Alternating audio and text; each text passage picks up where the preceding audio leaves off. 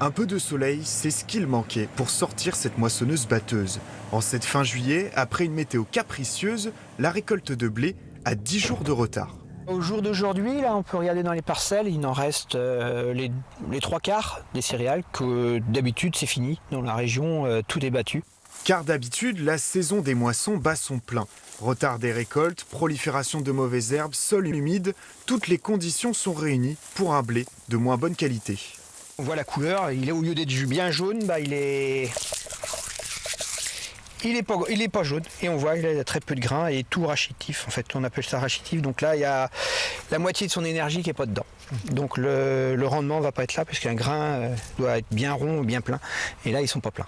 Une qualité moins bonne et une quantité plus faible. Dans ce hangar, la moisson du matin, à peine 20 tonnes, est bien moindre que d'habitude.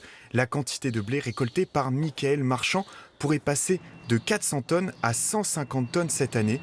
L'agriculteur redoute que cette baisse s'accompagne d'une chute des prix. Sachant que le prix n'est pas haut du tout cette année, et nos charges sont restées comme quand on a vendu le blé cher, les années qu'on a vendu le blé correctement. Ce qui fait qu'on a un effet ciseau qui est terrible. Et là, on va avoir des revenus négatifs. De toute façon, à mon avis, à peu près tous ceux qui ont fait des céréales vont être à peu près négatifs. Un phénomène qui touche toute la Bretagne. La coordination rurale s'inquiète des importations de l'étranger qui contribuent à tirer les prix vers le bas. Il faudrait en apporter moins quand c'est des crises comme ça parce qu'il n'y a pas besoin d'importer tant que ça si on en produit moins sur le territoire.